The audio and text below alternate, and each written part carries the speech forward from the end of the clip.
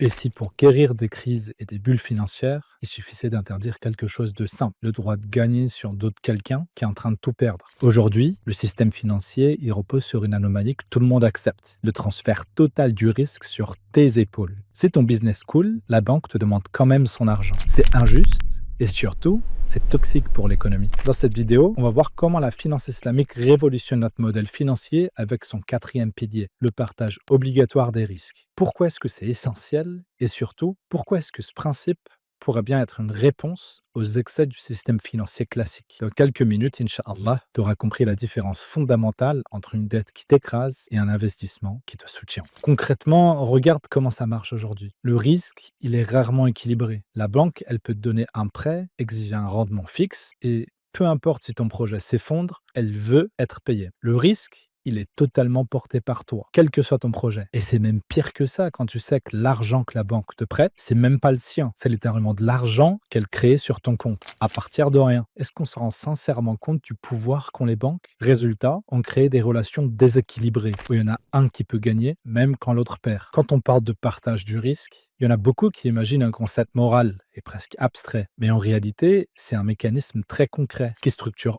entièrement la manière dont les contrats islamiques fonctionnent. Si on partage les profits, alors on doit aussi partager les pertes. C'est le cœur des contrats comme la mudaraba ou la musharaka. Pas de profit garanti et pas de rendement sans risque. Dans un contrat mudaraba, il y en a un qui apporte le capital et l'autre qui apporte son expertise. Les profits, ils sont partagés selon un ratio fixé à l'avance par les associés. Si le projet perd de l'argent, l'investisseur perd son capital. C'est logique. Et celui qui a apporté son expertise, il aura perdu son temps et ses efforts. Il n'y a pas de remboursement garanti, pas de clause de sauvegarde pour le plus riche. Le risque est partagé. Pourquoi? Parce que celui qui a pris le risque financier, il doit aussi accepter la possibilité de perdre. C'est logique, c'est cohérent. Dans un musharaka, c'est encore plus poussé. Là, vous investissez tous les deux du capital et de l'effort. Vous êtes copropriétaires, exactement avec les mêmes applications que dans la mudaraba. Les bénéfices comme les pertes sont distribués proportionnellement à ce que chacun a réellement investi. C'est plus une relation créancier-débiteur, c'est un partenariat.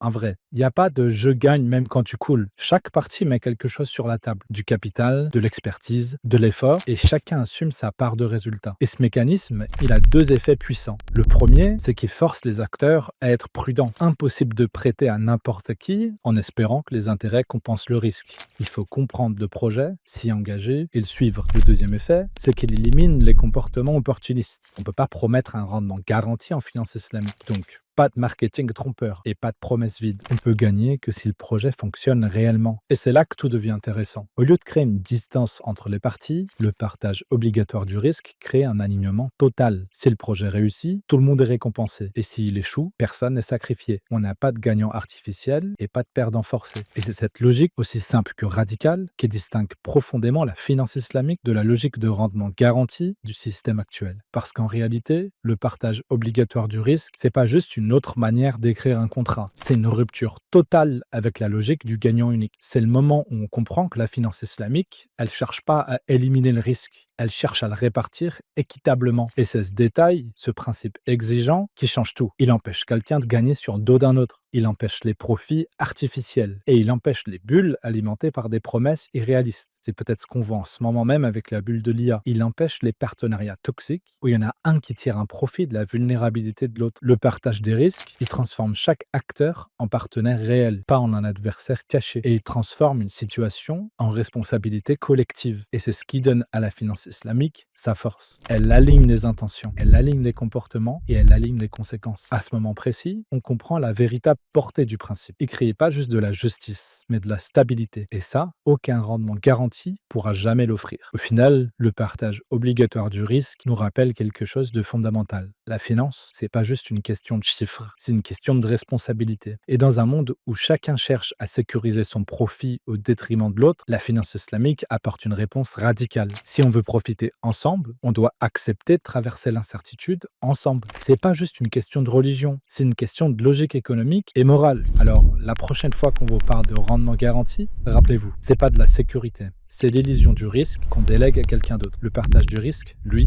ne promet pas plus. Il promet mieux. Et c'est peut-être ça, la finance qu'on mérite.